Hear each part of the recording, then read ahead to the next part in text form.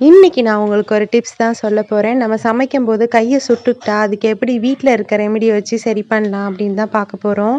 அதுக்கு நான் அரச இல 2 எடுத்து நல்லா தண்ணீல கழுவிடுறேன். இப்போ இத நல்லா தொடச்சு எடுத்துக்கலாம். இப்போ இத நான் நெருப்புல சுட போறேன். அதனால சிம்ல வச்சுட்டு அப்படியே அந்த இலைய அங்க வச்சுட்டோம்னா நல்லா சுட்டு அந்த கறி வரும். பார்த்தீங்கன்னா, நம்ம ஏதாவது கையில சுட்டுக்கிட்டோம்னா, உடனே வந்து பர்னால் தான் யூஸ் பண்ணுவோம். அதுக்கு பதிலா இந்த ரெமெடி யூஸ் பண்ணீங்கன்னா, அந்த தழும்பு கூட இல்லாம இருக்கும். இப்போ நான் அடுப்ப ஆஃப் பண்ணிட்டு அந்த இலைய எடுத்துக்கிறேன். பொறுமையா தான் செய்யணும். இல்லன்னா அந்த கறி வந்து கீழ விழுந்துரும். இது வந்து நம்ம ஃப்ரெஷ்ஷா தான் செய்யணும்னு இல்ல. இந்த இலை உங்களுக்கு எப்ப கிடைக்குதோ அப்ப எடுத்துட்டு வந்து நம்ம ஸ்டோர் பண்ணி வச்சுக்கலாம். நம்ம கோயிலுக்குலாம் போகும்போது பார்த்தீங்கன்னா, அங்க அரச மரம் இருக்கும். அப்ப நம்ம அந்த அரச மரத்த எடுத்துட்டு வந்து வீட்ல ஃப்ரிட்ஜ்ல வச்சு கூட ஸ்டோர் பண்ணி வச்சுக்கலாம். இந்த மாரி வேலைக்கெல்லாம் நமக்கு அது யூஸ் ஆகும்.